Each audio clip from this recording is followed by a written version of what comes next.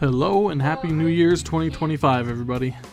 I hope everyone had a wonderful holiday. On this fine first day of the year, we're going to be completing Bloons Tower Defense 1 without losing a single life. BTD 1 came out in 2007 and was a spin-off of the original Bloons title, which was a Ninja Kiwi game about using a singular dart monkey to try to pop all the balloons in a level. But this video isn't going to be about that game or any of its sequels, that'll come at a later date. This video is about the game that started a massive franchise that has sold millions of copies and been played over 1 billion times. That is a lot. Bloons Tower Defense 1 is by far the most simple in the franchise, as you can see here. There's only 5 towers in the game, 4 of which are completely unnecessary to be able to beat it. You have the Dart Monkey, which is the staple character in all of the Bloons games, regardless of the Tower Defense ones. It can upgrade to piercing darts and greater range darts. But until later rounds, neither upgrade is really necessary, the range one especially. Next we have the tack shooter, which can shoot 8 tacks in every direction. Its popping power is very high, but it can't shoot super fast and it has a pretty small range. But overall, it's still a really good early tower. It's a lot better to keep near the beginning of the track rather than the end of the track, however, due to its ability to miss quite frequently if the balloons aren't pretty tightly packed together.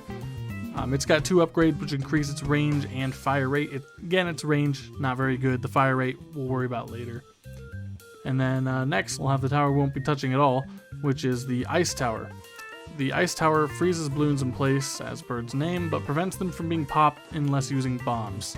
And that's kind of useless because the darts and tacks kind of need to be able to pop the balloons, especially since we're not really going to be using bomb towers. But that brings us to our next tower, which is the cannon or the bomb tower. The cannon is a very powerful tool and has a very high amount of popping power. However, it costs 900 money, which you can get 4 dart monkeys for just slightly over that, or 3 for just slightly under. So it'd be better, honestly, to just get a bunch of dart monkeys, as you can get them in more broad areas, or you could get 2 tack shooters for 100 less money, and they'd be able to pop 16 balloons, which is about how much I think the cannon's able to pop. And then finally, we have the fabled Super Monkey. The Super Monkey costs an insane 4,000 money and fires darts at a very high speed. The problem is that you can afford nearly 20 dart monkeys by the time that you can afford a single Super Monkey, which is probably going to be a lot more powerful than that Super Monkey. And Super Monkey has no piercing upgrades, so it just has its range upgrade, which is great and all. But again, range isn't really important in this game. It's mostly that pierce and fire rate that we like. And since you can afford the 16 or so dart monkeys before you can even afford the 1 super monkey, might as well get those and save yourself some money. Hey there, I'm just interrupting the video real quick to say thank you for watching, and if you aren't yet subscribed and you like this video, go ahead and check out my other videos. I work really hard to bring you videos that I hope are entertaining and some that may be informative. If you do decide you want to see more, then please subscribe, as it helps my channel out a ton. Now we can go ahead and continue with the rest of the video. Now that we have our introduction out of the way, let's see what the game plan is here.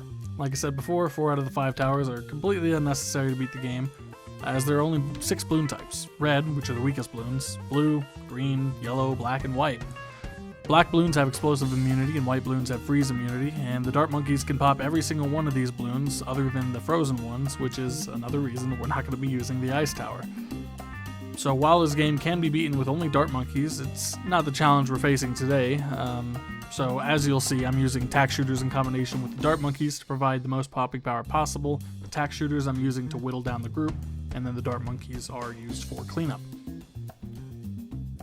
Ideally, we want to place the dart monkeys anywhere they can see the most amount of the track possible. I typically opted for areas where they can see multiple pieces of the track at once rather than more total area. The bends are where I would place the tack shooters to ensure that they get the most of their popping power. Dart monkeys with no upgrades can only pop 1 balloon. They attack quite fast compared to all the other towers, save for the super monkeys, so their 1 damage per shot isn't all that bad. This can be upgraded to pierce an additional balloon to allow them to pop a total of 2 per shot.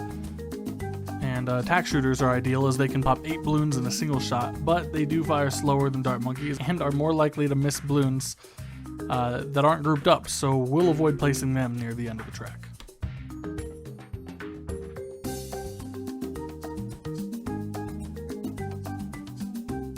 Now, did take a couple of games before I was able to find a reliable no lives lost strategy, but I did eventually manage to get a good rhythm. Getting near the end of the game, I decided to start testing out some of the other towers to see what they were capable of, and while Super Monkey can pop quite a lot of balloons, it's still not really worth it for the price. With all that said, I was able to nab a win at round 50, and I did successfully complete the game with no lives lost. Bloons TD1 only has one map and difficulty, but don't worry, Bloons TD2 will test my skill a lot more with 3 different difficulties to choose from. But that will be for a later video. I hope you enjoyed the video, and if you made it this far, say croissant in the comments below. Thank you for watching. See ya.